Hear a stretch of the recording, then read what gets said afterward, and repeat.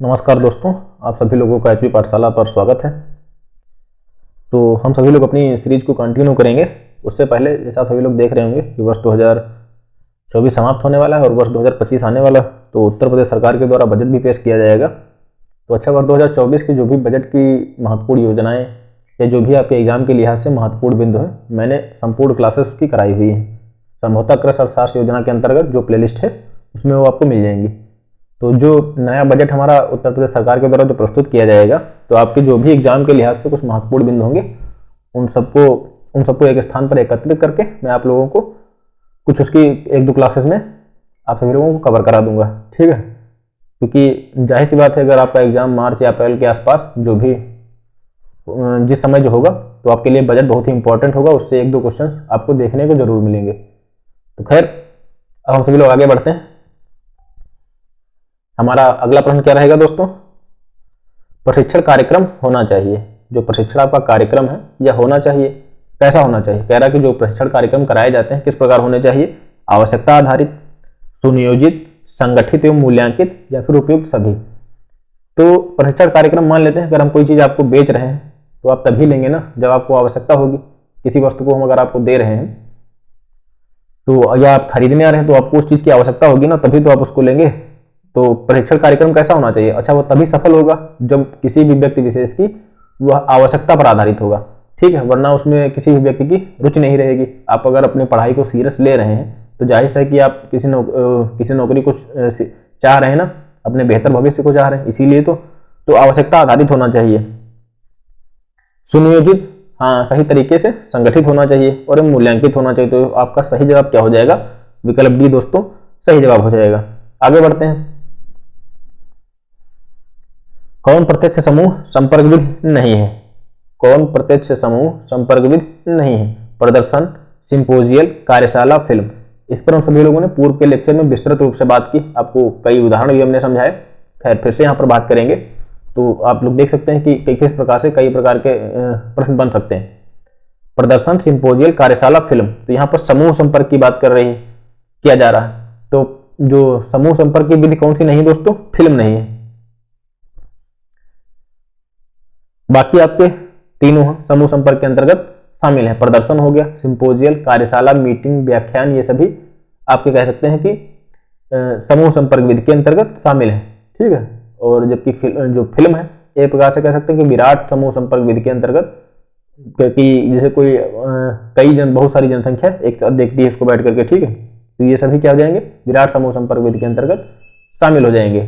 किसी एक प्रत्यक्ष, यहाँ पर की बात की जाए कि प्रत्यक्ष विशेष समूह संपर्क विधि नहीं है। आगे बढ़ते हैं अपने अगले प्रश्न की ओर। संप्रेषण की प्रभावशीलता निर्भर करती है। जो संप्रेषण है उसकी प्रभावशीलता कह रहा है कि किस पर निर्भर करता है? आपके विकल्प कौन कौन से हैं? केवल विचारों की स्पष्टता पर। अच्छा, जो केवल होता है, केवल वाले क्वेश्चन दोस्तों बहुत कम ही सही होते हैं।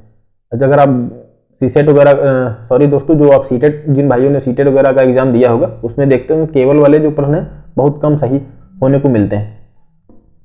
विचारों की स्पष्टता एवं पारस्परिक मनोदशा, केवल पारस्परिक मनोदशा या उपयुक्त में से कोई नहीं। तो इसका सही जवाब क्या हो जाएगा कि विचारों की स्पष्टता एवं पारस्परिक मनोदशा कि किसी भी विचार को आप कितना स्पष्ट तरीके से प्रदर्शित कर पा रहे हैं।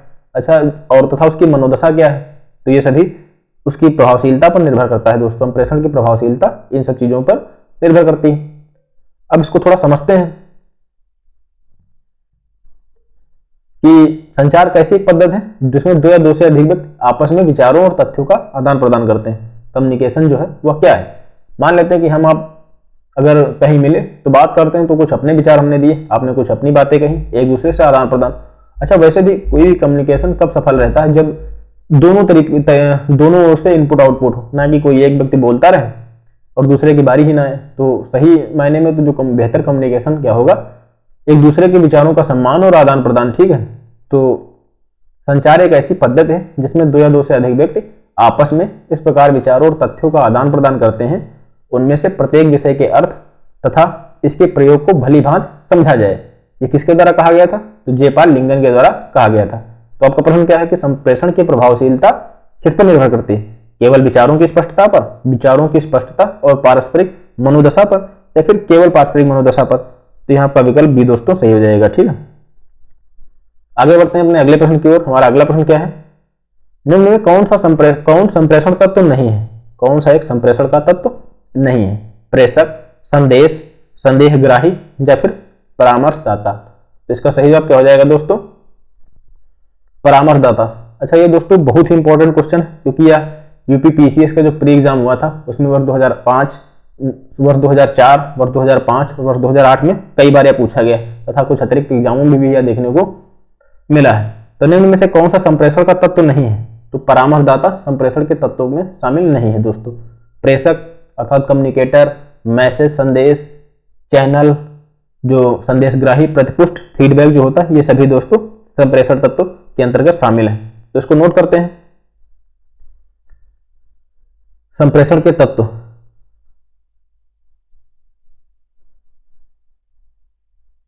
तो संप्रेषण एलिमेंट है, कौन से हैं, कौन कौन से हैं तत्व?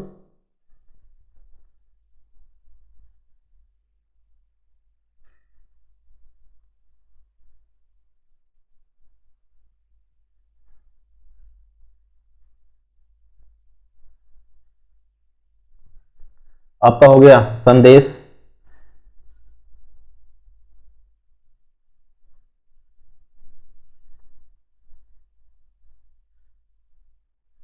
संदेश हो गया आपका, प्रेषक हो गया,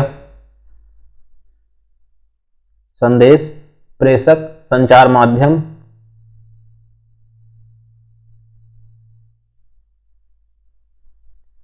संदेशग्राही,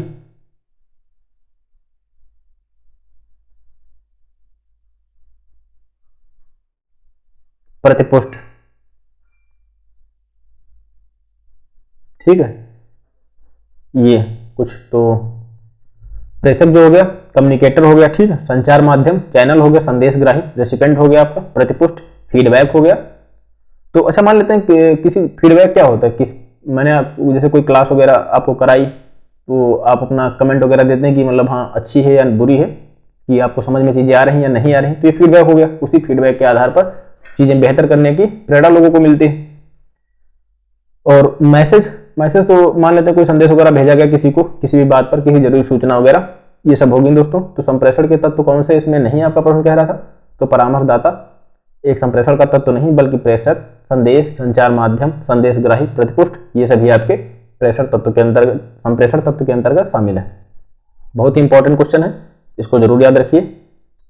बहुत ही इंपॉर्टेंट क्वेश्चन है दोस्तों, तो इसको याद रखना है। आगे बढ़ते हैं। गोलमेज चर्चा क्या है? अच्छा, इतिहास में आप लोगों ने बहुत बार पढ़ा भी होगा गोलमेज सम्मेलन वगैरह। तो गोलमेज चर्चा है क्या? सिंपोजियम, फोरम, पैनल या फिर वर्कशॉप। तो गोलमेज क्या है? गोलमेज जो चर्चा है दोस्तों, वह किसके अंतर्गत आती है? पैनल डिस्कशन के अंतर्गत आती है। यह भी पूछा गया है वर्ष 1998 में और फिर 2008 में। यह यूपीपीसीएस के जो प्री एग्जाम होते थे शुरुआती दौर में, तो सिलेबस वगैरह बदल गया है, वो हो गए। ठीक है, तो खैर हमारा प्रश्न क्या है, गोलमेज चर्चा क्या कहलाती है दोस्तों?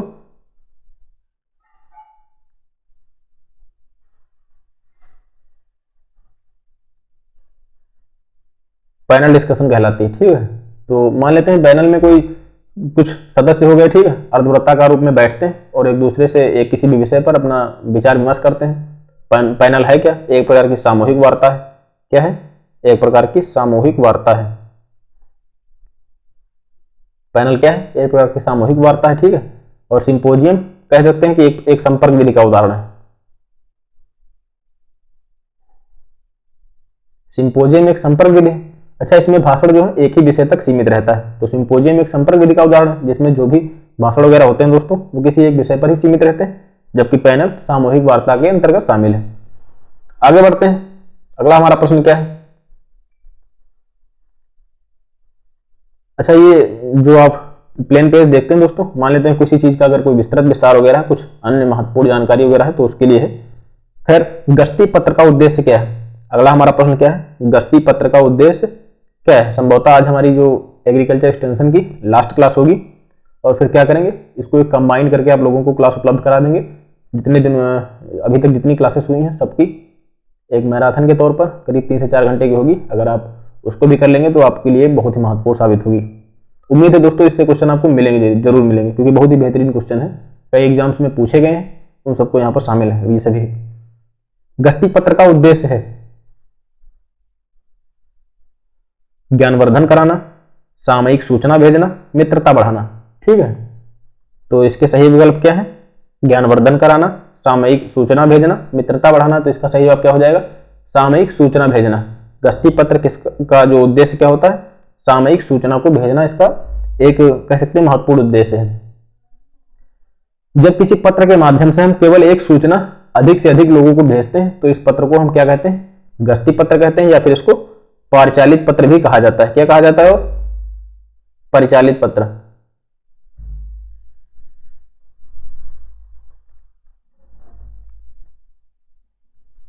ठीक है, तो गस्ती पत्र का उद्देश्य क्या है? परिचालित पत्र। ये हो गया आपका, नहीं सॉरी दोस्तों, गस्ती पत्र का दूसरा नाम परिचालित पत्र है। अगर इसके उद्देश्य की हम बात करें, सामयिक सूचना को भेजना। ये सभी हो गए आपके इसके अंतर्गत के इस प्रश्न के कुछ जरूरी महत्वपूर्ण बिंदु। समझ भी हमने इसको लिया। अब इसके आगे बढ़ते हैं। अप्रेक्षित शिक्षण सामग्री कौन सी है? जो अप्रेक्षित शिक्षण सामग्री है क्या है? फिल्म पट्टी, स्लाइड, कठपुतली या पारदर्शी चित्र। तो इसके सही जवाब क्या हो जाएंगे दोस्तों? इसका सही जवाब कठपुतली हो जाएगा। अप्रेक्षेपित शिक्षण सामग्री कौन सी है? कठपुतली आपकी शिक्षण सामग्री। इस पर हम लोगों ने पूर्व के लेक्चर में भी एक जरूरी क्वेश्चन किया और यह भी पूछा हुआ है, वर्ष 2008 में पूछा गया है। तो एक बार फिर से समझते हैं कि प्रोजेक्टेड शिक्षण सामग्री और नॉन प्रोजेक्टेड शिक्षण सामग्री क्या है।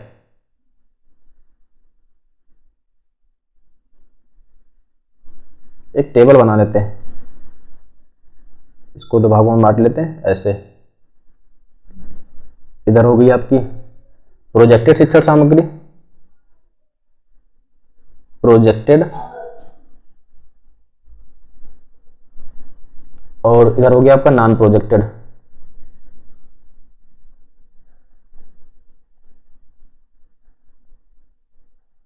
प्रोजेक्टेड और नॉन प्रोजेक्टेड। तो प्रोजेक्टेड के अंतर्गत कौन कौन चीजें शामिल है?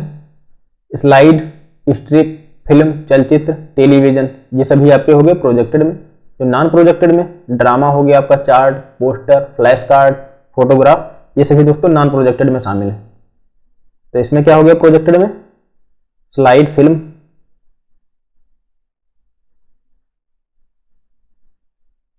स्लाइड हो गया, फिल्म हो गया, चलचित्र हो गए,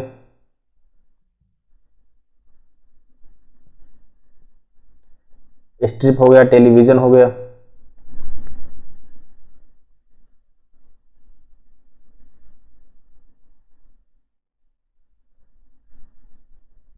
वही नॉन प्रोजेक्टेड में आपका पोस्टर हो गया,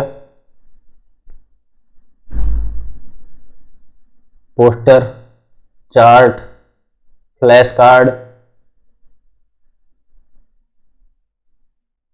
फ्लैश कार्ड हो गया, ठीक है, फोटोग्राफ हो गया,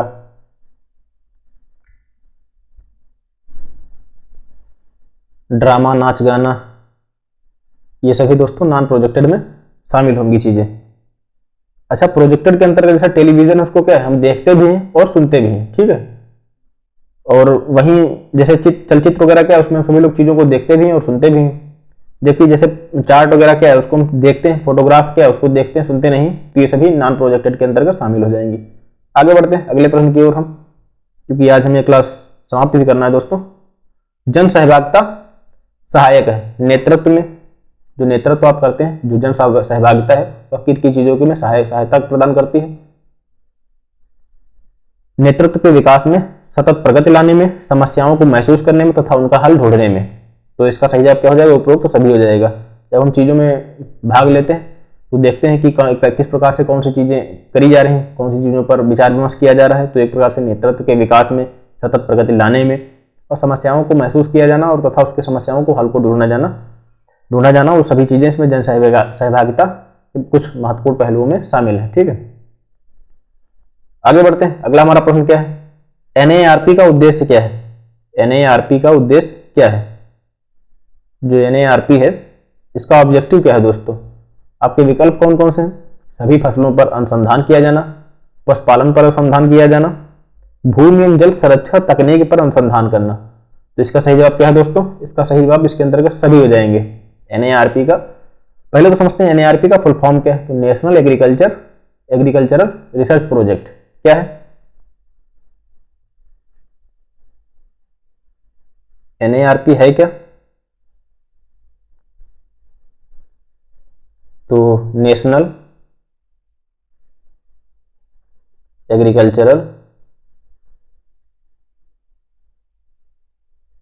रिसर्च प्रोजेक्ट। तो नेशनल एग्रीकल्चरल रिसर्च प्रोजेक्ट ये इसका हो गया फुल फॉर्म। और राष्ट्रीय कृषि अनुसंधान परियोजना वर्ष 1979 में विश्व बैंक के आर्थिक मदद से शुरुआत की गई थी। तो अगर कहा जाए किसके द्वारा शुरू की गई, कब शुरू की गई, तो वर्ष 1979 में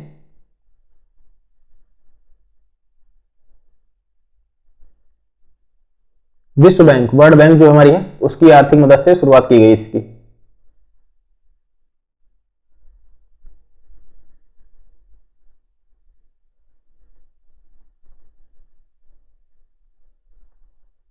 विश्व बैंक द्वारा सहायता प्राप्त। ठीक है, इसके कुछ प्रमुख ऑब्जेक्टिव कौन कौन से हैं? तो कृषि संबंधित क्षेत्रों में फसलों, पशुपालन, भूमि, जल का संरक्षण इत्यादि प्रकार के जो अनुसंधान है उन सबको बढ़ावा देना, या जो भी नई तकनीक वगैरह वैज्ञानिक चीज़ें जो नई नई हैं उन सब के बारे में शोध करना या जानकारी देना, ये सभी इसमें शामिल होंगी दोस्तों। तो खैर आपके लिए जरूरी क्या है, NARP का उद्देश्य क्या है? तो ये सभी आपके विकल्प में ही दिए, सभी फसलों पर अनुसंधान करना, पशुपालन पर अनुसंधान करना, जल संरक्षण की कौन कौन सी तकनीकें हैं उनकी खोज किया जाना, क्योंकि आप सभी लोग देख रहे हैं कि जैसे जैसे आबादी हमारी बढ़ रही है, जल की मांग भी बढ़ रही है, और जबकि इसकी जो पूर्ति है निरंतर कमी हो रही है। ठीक है, तो इसको कब शुरुआत की गई? वर्ष 1979 में विश्व बैंक के आर्थिक मदद से इसका आरंभ हुआ था। निर्णय लेने हैं तो सर्वोत्तम ग्रामीण नेतृत्व गुण कौन सा है? कहा जा रहा है कि मान लेते हैं अगर किसी चीज पर हमको निर्णय लेना है तो उसका सर्वोत्तम ग्रामीण नेतृत्व गुण कौन सा है? आपके विकल्प हो गए स्वेच्छाचारी, प्रत्याशी, परामर्शी या फिर प्रतिभागी। तो प्रतिभागी हो गया। निर्णय लेने हैं दोस्तों पार्टिसिपेटिव गुण ग्रामीण नेतृत्व का एक महत्वपूर्ण गुण है। अब आगे बढ़ते हैं अगले प्रश्न की ओर। कृषि प्रणाली के अध्ययन हेतु सर्वोत्तम प्रतिभागी ग्रामीण मूल्यांकन पद्धति कौन सी है? जो एग्रीकल्चर आपकी जो प्रणाली है उसके अध्ययन हेतु सर्वोत्तम प्रतिभागी ग्रामीण मूल्यांकन पद्धति कौन सी है? आपके विकल्प कौन कौन से दिए गए?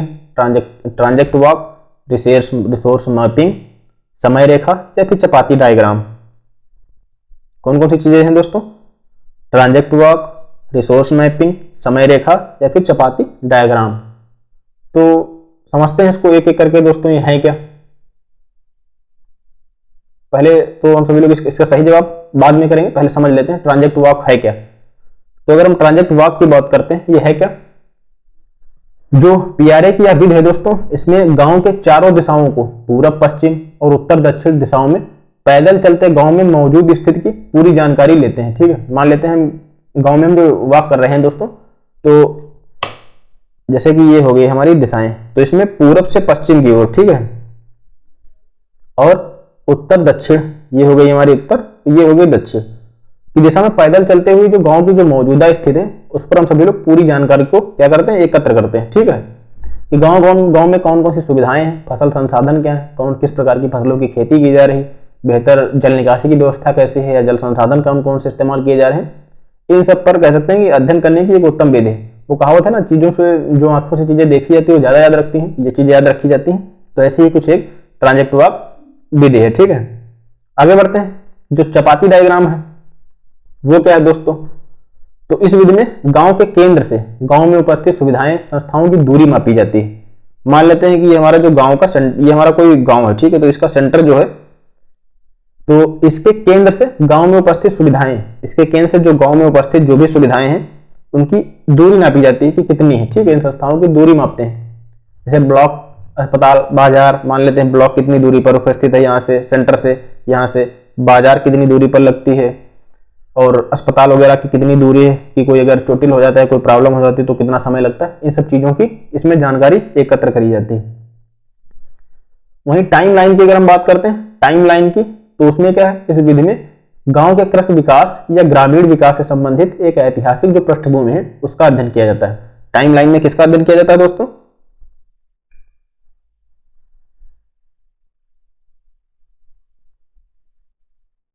टाइमलाइन में ऐतिहासिक पृष्ठभूमि का अध्ययन करते हैं। ऐतिहासिक पृष्ठभूमि, ऐतिहासिक पृष्ठभूमि का अध्ययन करते हैं, ठीक है। वहीं जो रिसोर्स मैपिंग हमारा है, जो रिसोर्स मैपिंग में क्या किया जाता है, इस विधि में जो गांव में जो उपस्थित संसाधन है उनका ब्यौरा एकत्र करते हैं। किसमें? रिसोर्स मैपिंग में।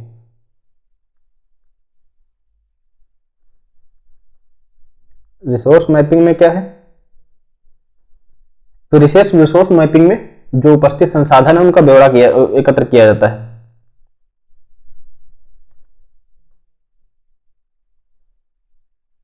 उपस्थित संसाधनों का ब्यौरा।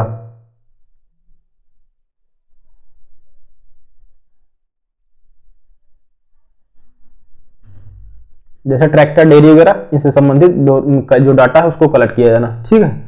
तो इसका सही जवाब क्या हो जाएगा? आपका प्रश्न क्या था कि कृषि प्रणाली के अध्ययन हेतु सर्वोत्तम प्रतिभागी ग्रामीण मूल्यांकन पद्धति कौन सी है? ट्रांजेक्ट वॉक, रिसोर्स मैपिंग, समय रेखा, चपाती डायग्राम। तो अगर इसके सही जवाब की क्या बात की जाए, हमने पहले विस्तार से समझा कौन कौन सी चीजें, जैसे ट्रांजेक्ट वॉक किसे कहते हैं, या रिसोर्स मैपिंग क्या है, समय रेखा क्या है, चपाती डायग्राम क्या है। तो इसको हम लोगों ने बारी बारी से समझा। तो उस हिसाब से अगर हम बात करते हैं तो सही जवाब क्या हो जाएगा? ट्रांजेक्ट वॉक सही हो जाएगा, क्योंकि इसमें क्या किया था, उत्तर से दक्षिण की ओर, ठीक है, और पूर्व से पश्चिम की ओर हम चलते हुए चीजों को देखते हुए, ऑब्जर्व करते हुए इस बात करते हैं उस पर। तो उसका सही जवाब क्या हो जाएगा? ट्रांजेक्ट वॉक हो जाएगा। एक बार फिर से समझ लेते हैं, ट्रांजेक्ट वॉक किसे कहते हैं, चपाती डायग्राम क्या है, समय रेखा क्या है, या रिसोर्स मैपिंग क्या है, ताकि आप लोगों को बेहतर अच्छे से याद हो जाए। तो इस विधि में क्या होता है, पूरब से पश्चिम, उत्तर दक्षिण, अर्थात जो गांव की चारों दिशाएं हैं उसमें हम सभी लोग पैदल चलते हैं और स्थित है परिस्थितियां हैं उनसे संबंधित पूरी जानकारी एकत्र करते हैं, ठीक है, कि गांव में कौन कौन सी सुविधाएं हैं, कि कोई अस्पताल है कि नहीं, स्कूल है कि नहीं, फसलें कौन कौन सी बोई जा रही हैं, या किस प्रकार का उत्पादन प्रणाली अपनाई जा रही, या गांव में बेहतर कौन कौन से संसाधन है, उनकी जानकारी ट्रांजेक्ट वॉक के अंतर्गत हम सभी लोग पैदल चल करके देखते हुए, ऑब्जर्व करते हुए डाटा कलेक्ट करते हैं, ठीक है। वही चपाती डायग्राम जो है, चपाती डायग्राम के अंतर्गत दोस्तों केंद्र से गांव में उपस्थित सुविधाओं की दूरी मापी जाती है कि कितनी दूरी पर स्थित है चीजें। और टाइमलाइन में क्या होता है, कृषि विकास या फिर ग्रामीण विकास से संबंधित इसकी ऐतिहासिक पृष्ठभूमि क्या है, इसका अध्ययन करते हैं। जबकि रिसोर्स मैपिंग में गांव में जो संसाधन उपस्थित होते हैं उनके हम सभी लोग उनसे संबंधित डाटा एकत्र करते हैं। जैसे डेयरी है, उसका उपयोग कैसा किया जा रहा है, या ट्यूबवेल वगैरह का कितना उपयोग, कितने प्रतिशत सिंचाई ट्यूबवेल के द्वारा होती है या नहरों के द्वारा होती है, इस संबंधित जो चीजें होंगी संसाधनों का हम सभी लोग ब्यौरा एकत्र करते हैं। तो उम्मीद है सभी लोगों को समझ में आ गया होगा। अब आगे बढ़ते हैं सभी लोग। अगला हमारा प्रश्न क्या है कि प्रक्षेत्र प्रबंधन का अंततः उद्देश्य क्या होता है। कह रहा है जो प्रक्षेत्र प्रबंधन है उसका अंततः उद्देश्य क्या होता है। आपके विकल्प कौन कौन से दिए गए हैं। कुल लागत को कम करना, कारकों को अनुकूलतम उपयोग, सकल आय बढ़ाना, जो उपरोक्त में से कोई नहीं। तो प्रक्षेत्र प्रबंधन का जो अंततः उद्देश्य होता है दोस्तों क्या होता है, पहले समझ लेते हैं प्रक्षेत्र प्रबंधन है क्या। तो प्रक्षेत्र प्रबंधन के अध्ययन अंतर्गत हम सभी लोग किन चीजों का अध्ययन करते हैं कि किसान अपने सभी साधनों का प्रयोग किस स्तर पर करते हैं। जो किसान के संसाधन है वह उनका उपयोग किस स्तर पर करते हैं, उनका अनुपात क्या रखा जाता है, जिससे हमें यह पता चल सके कि अधिकतम आय न्यूनतम लागत पर प्राप्त कर सके। कहने का तात्पर्य जो संसाधन उनका उपयोग किस प्रकार से करें कि जो हमें अधिकतम आय कम से कम लागत पर प्राप्त हो सके, अधिक फायदा हो सके, कम खर्चा करके, ठीक है। अधिकतम लाभ की प्राप्ति कृषकों का महत्वपूर्ण उद्देश्य होते हुए भी अंतिम उद्देश्य नहीं होता है, ठीक है। अधिकतम, हालांकि उद्देश्य तो सभी का होता है कि हमें अधिकतम लाभ प्राप्त हो, परंतु यह नहीं कह सकते कि कृषकों का एक महत्वपूर्ण उद्देश्य होते हुए या एक अंतिम उद्देश्य है।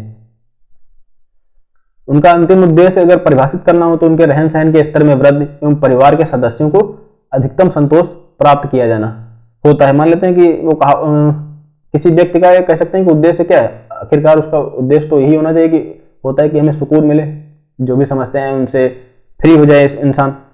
तो इसमें कह सकते हैं कि उपरोक्त में से कोई नहीं। सकल आय बढ़ाना, कारकों का अनुकूलतम उपयोग या कुल लागत को कम करना, ये उद्देश्य तो हो सकते हैं दोस्तों, पर अंतिम उद्देश्य नहीं हो सकते, ठीक है। तो प्रक्षेत्र प्रबंधन का अंततः उद्देश्य क्या है, उपरोक्त में से कोई नहीं। हालांकि अगर संतोष वगैरह होता तो एक बार सोचा भी जा सकता था कि जो विकल्प दिए गए हैं उद्देश्य हो सकते हैं पर अंतिम उद्देश्य कहना इनको उचित नहीं होगा। ठीक है, तो इसके अंतर्गत क्या हो सकता है कि अधिकतम आय प्राप्त करना, कम से कम खर्चे करके और अपने परिवार को सुखी जीवन एक प्रदान करना। फिर आगे बढ़ते हैं। इंडियन विलेज सर्विस प्रोग्राम प्रारंभ किया गया है, संभवतः इसको हमने पूर्व में भी किया हुआ है। फिर इंडियन विलेज सर्विस प्रोग्राम प्रारंभ किया गया है भारत सरकार द्वारा वर्ष 1947 में, विनोबा भावे जी के द्वारा वर्ष 1947 में, या फिर WH वाइयर के द्वारा वर्ष 1947 में, या फिर स्पेंसर हैज द्वारा वर्ष 1948 में। तो इसका सही जवाब क्या होगा दोस्तों? इंडियन विलेज सर्विस जो प्रोग्राम है WH वाइजर के द्वारा वर्ष 1945 में शुरू किया गया था। ठीक है, किसके द्वारा, कब शुरू किया गया था? 1945 में शुरू किया गया था। सर्वोदय योजना वर्ष 1948 से लेकर के वर्ष 1950 में आचार्य विनोबा भावे जी के द्वारा शुरू की गई थी। ठीक है, और मार्थंडम योजना बहुत ही इंपॉर्टेंट है। मार्थंडम योजना कई बार पूछी हुई, स्पेंसर हैज के द्वारा वर्ष 1928 में शुरुआत करी गई थी, और जबकि नीलखेड़ी योजना भारत सरकार के द्वारा वर्ष 1948 में आरंभ की गई थी। तो इसको नोट करते हैं। खैर इसका सही जवाब क्या हो जाएगा? आपका विकल्प सी जो इसका सही जवाब हो जाएगा। ठीक है, कुछ महत्वपूर्ण योजनाओं को भी हम नोट कर लेते हैं, जैसे कि सर्वोदय योजना।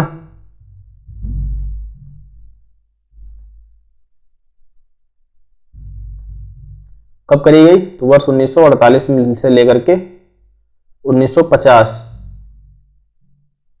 किसके द्वारा? तो आचार्य विनोबा भावे के द्वारा,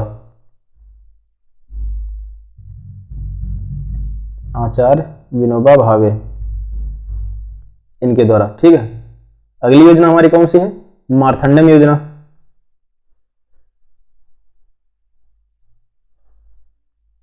मार्थंडम योजना तो वर्ष 1928 में स्पेंसर हैज द्वारा।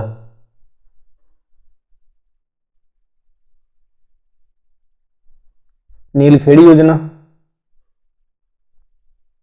जो नीलखेड़ी योजना है दोस्तों,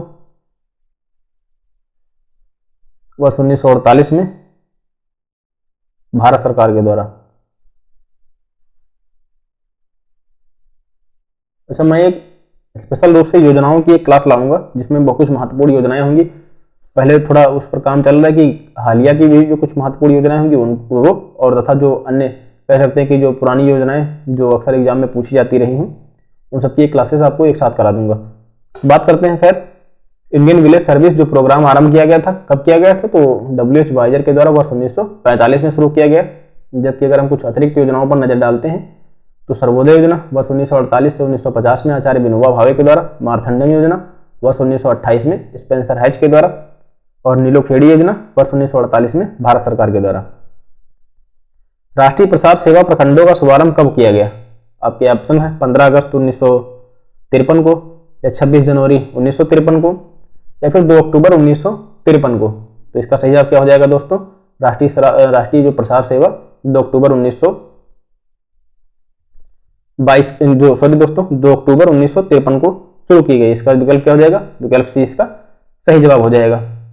अच्छा, जो सामुदायिक विकास कार्यक्रम है इसकी शुरुआत कब हुई? 2 अक्टूबर 1952 को। जबकि जो प्रशिक्षण एवं भेंट कार्यक्रम, ट्रेनिंग एंड विजिट कार्यक्रम, कई बार पूछा हुआ, वर्ष 1973 में आरंभ किया गया था। तो नोट करते हैं इधर, सामुदायिक विकास कार्यक्रम कब शुरू हुआ? बहुत ही इंपॉर्टेंट है दोस्तों। सामुदायिक विकास कार्यक्रम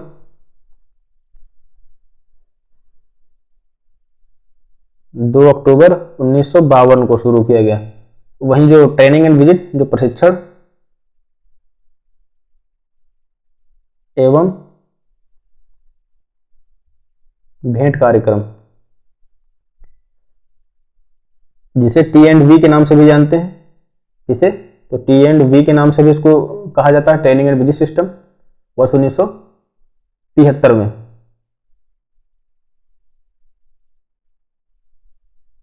शुरू किया गया। ठीक है, आगे बढ़ते हैं अगले प्रश्न की ओर। संप्रेषण की प्रभावशीलता किस पर निर्भर करती है? जो ये एक बार आया हुआ है पूर्व के लेक्चर में, दोबारा पूछा गया दोस्तों कि जो संप्रेषण की प्रभावशीलता निर्भर करती है केवल विचारों की स्पष्टता पर, या फिर विचारों की स्पष्टता में पारस्परिकता का आग्रह, या फिर केवल पारस्परिक मनोदशा पर। तो एक बार फिर से हम सभी लोग इसको कर रहे हैं, तो इसको इतना विस्तार में समझने की जरूरत नहीं, पूर्व का लेक्चर करिए, उसमें इस पर विस्तार से बात की गई। आगे बढ़ते हैं। अगला हमारा प्रश्न है कि जो आपकी सूची दी गई है इसका मिलान करना है आपको। समूह संपर्क, प्रदर्शनी, विराट संपर्क, लेक्चर, व्यक्तिगत संपर्क, प्रक्षेत्र एवं गृह भ्रमण, सामुदायिक संपर्क, पत्रिका। अब आपको इसमें सूची 1 से सूची 2 में मिलान करना है। तो आइए बात करते हैं। इसका सही जवाब क्या हो जाएगा दोस्तों? बी इसका सही जवाब है, 2 4 3 1।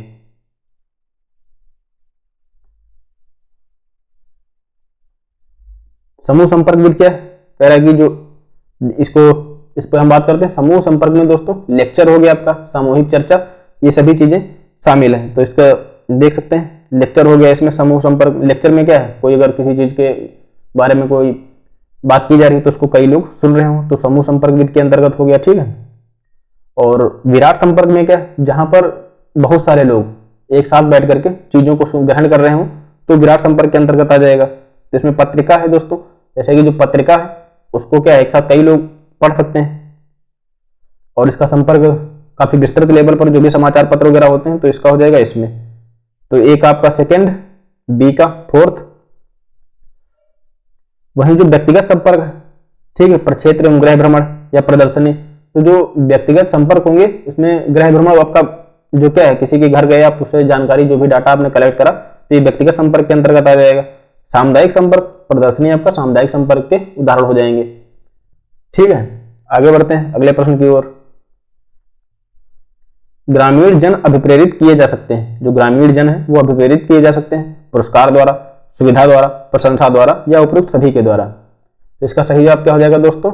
सभी के द्वारा। मान लेते हैं किसी चीज ग्रामीण लोगों को कोई कार्य अगर दिया गया तो उनको पुरस्कृत करना, या उनकी ऐसा प्रशंसा किसे नहीं पसंद है, तारीफ करना, ताकि चीजों को बेहतर करने की प्रेरणा मिले, ठीक है। तो पुरस्कार दिया जाना, सुविधा द्वारा, प्रशंसा द्वारा, इन सब के द्वारा लोगों को प्रेरित किया जा सकता है। बहुत इंपॉर्टेंट क्वेश्चन है। तो इसका सही जवाब क्या हो जाएगा? उपरोक्त सभी सवाल इसके सही जवाब हो जाएंगे। आपका अगला प्रश्न है कि कौन सा एक जनसंपर्क विधि से संबंधित है।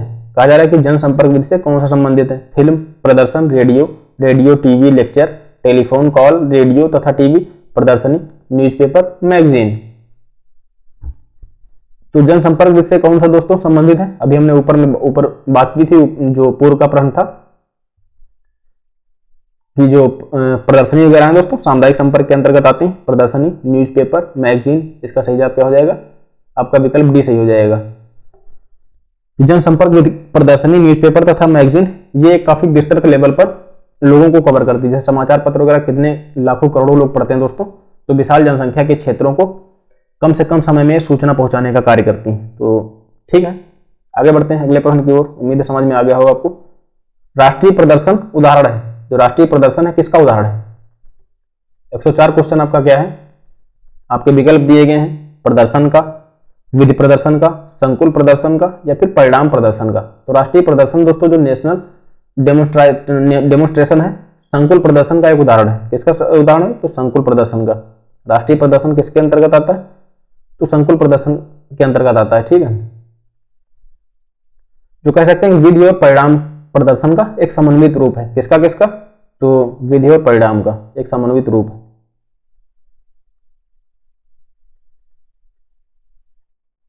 विधि परिणाम का समन्वित एक रूप है, ठीक है।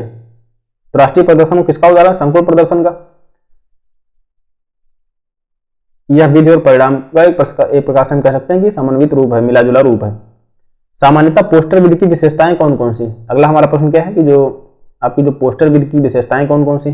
शब्द तथा चित्र का बराबर आकार, शब्द तथा चित्रों की बराबर संख्या, बराबर आकार, बराबर संख्या, या न्यूनतम शब्द तथा आकर्षक चित्र। तो पोस्टर की विशेषताएं कौन कौन सी हैं दोस्तों?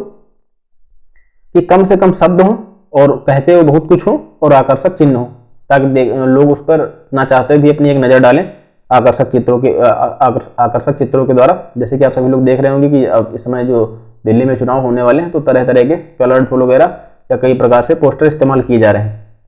तो न्यूनतम शब्द तथा आकर्षक चित्र हो, कहने का तात्पर्य संक्षिप्त चीजों में बहुत ज्यादा कुछ कहा जा सके और आकर्षक चित्र भी जो बनाए जाए जो काफ़ी चीज़ों को बयान करते हों, ये पोस्टर की विशेषताओं के अंतर्गत शामिल होंगे। ठीक है,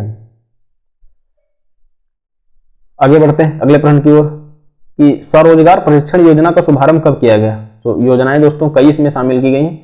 आपके विकल्प कौन कौन से, वर्ष 1959, वर्ष 1972, वर्ष 1979 या फिर वर्ष 1989। तो इसका सही जवाब क्या हो जाएगा, जो रोजगार है ग्रामीण युवकों को प्रशिक्षण कार्यक्रम वर्ष 1979 में शुरू किया गया था भारत सरकार के द्वारा। ठीक है, और जवाहर रोजगार योजना पर हम सभी लोगों ने पूर्व में ही बात की है। प्रक्षेत्र प्रबंधन का उद्देश्य अंततः क्या है। अभी हमने ये दोबारा दोस्तों किसी अन्य एग्जाम में पूछा गया है, तो इस पर बात करते हैं। सकल आय बढ़ाना, कुल लागत कम करना, कारकों का उपयोग अनुकूलतम करना, उपरोक्त में से कोई नहीं। तो अभी हमने इसको विस्तार से बात करा कि ये सभी उद्देश्य तो हो सकते हैं पर अंतिम उद्देश्य नहीं हो सकते।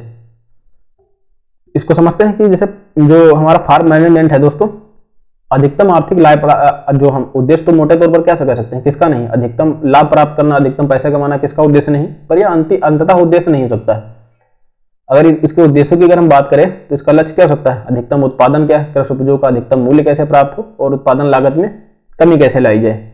अच्छा, सभी का एक अपना नजरिया, आखिरकार संतोष हर व्यक्ति को चाहिए होता है, सुकून। तो इसका सही जवाब क्या हो जाएगा, उपरोक्त में से कोई नहीं दोस्तों। ठीक है,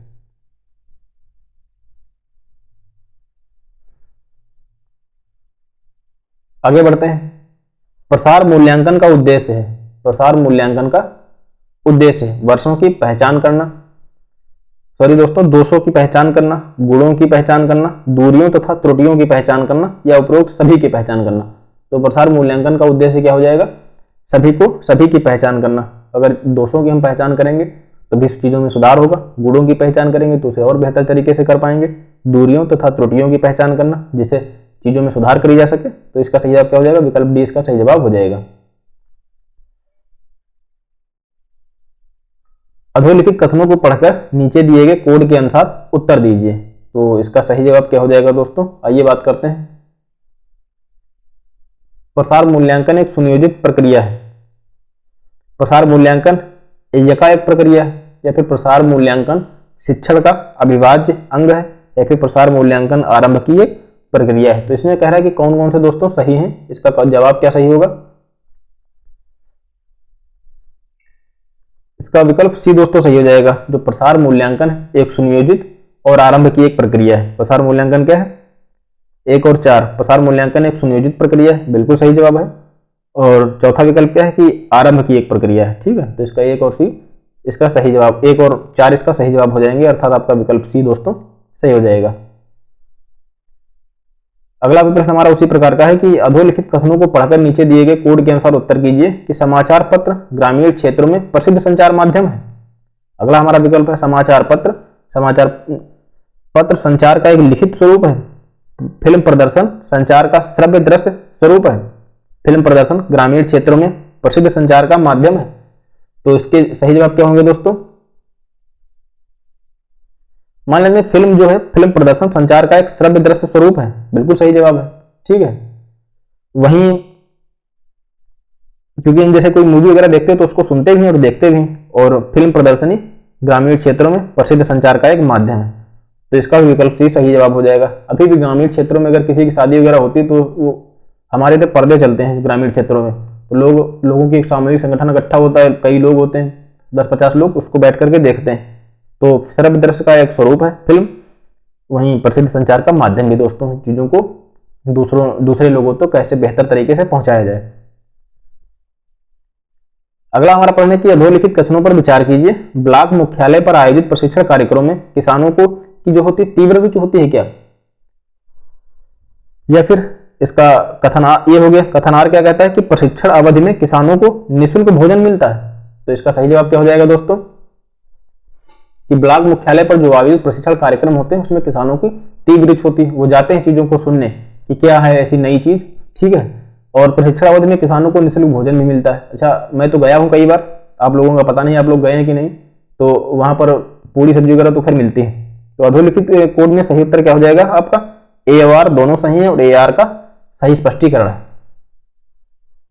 आपका थर्ड विकल्प सही हो जाएगा कि ब्लॉक मुख्यालय पर जो भी चीजें आयोजित करी जाती हैं उसमें किसान भाइयों की एक एकाग्रता होती है दोस्तों, वो जाते हैं चीजों को सुनने कि उनके लिए कौन कौन सी चीजें नहीं आती। अच्छा, हमारे गांव में तो अभी भी जो किसानों के लिए कार्यक्रम आयोजित होता है सुबह सुबह करीब 7 से 9 के बीच में, वो हमारे यहाँ किसानों के द्वारा सुना जाता है। परीक्षण अवधि में किसानों को निःशुल्क भोजन भी मिलता है, ये भी एक सही जवाब है। अब वो जाते किस लिए, ये एक अलग बात है। प्रशिक्षण एवं संपर्क प्रसार प्रणाली उत्तर प्रदेश में किस वर्ष प्रारंभ करी गई? जो प्रशिक्षण एवं संपर्क प्रसार प्रणाली है दोस्तों, उत्तर प्रदेश की बात की जा रही है, अपने राज्य की, कि किस वर्ष आरंभ किया गया। आपके विकल्प कौन कौन से? वर्ष 1970, वर्ष 1980, वर्ष 1985, वर्ष 1990। तो इसका सही जवाब दोस्तों क्या हो जाएगा? वर्ष 1985। अब इसके कुछ अतिरिक्त बिंदुओं की हम बात करते हैं, जैसे प्रशिक्षण एवं संपर्क प्रसार प्रणाली की शुरुआत वर्ष 1970 में विश्व बैंक द्वारा करी गई थी, ठीक है। जिसके बाद वर्ष 1974 में सर्वप्रथम भारत के राजस्थान और मध्य प्रदेश में शुरू की गई, और वर्ष 1984 तक इसके कुछ अच्छे परिणामों को देखते हुए वर्ष 1985 में उत्तर प्रदेश के साथ साथ पूरे भारत में इसको लागू किया गया। तो प्रशिक्षण एवं प्रसार प्रणाली की शुरुआत तो वर्ष 1970 में विश्व बैंक के द्वारा करी गई थी, ठीक है, जिसे वर्ष 1974 में भारत के राजस्थान और मध्य प्रदेश में शुरू किया गया। वर्ष 1974 में कहां शुरू किया गया?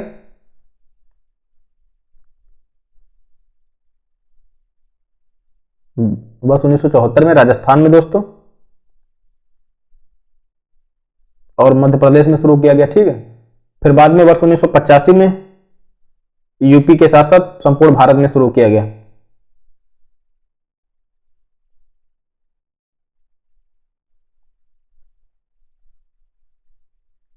संपूर्ण भारत में इसकी शुरुआत करी गई।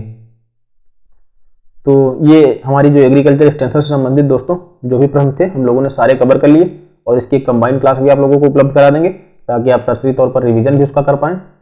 अच्छा, आप मान लेते हैं स्पीड अगर स्लो हो तो दोस्तों आप थोड़ा उसको 1.752 पर अपना करके आप अपने हिसाब से पढ़ लीजिए, जल्दी से जल्दी आपको रिवीजन हो जाएगा। तो मिलते हैं अगले लेक्चर में कुछ महत्वपूर्ण प्रश्नों के साथ। धन्यवाद दोस्तों।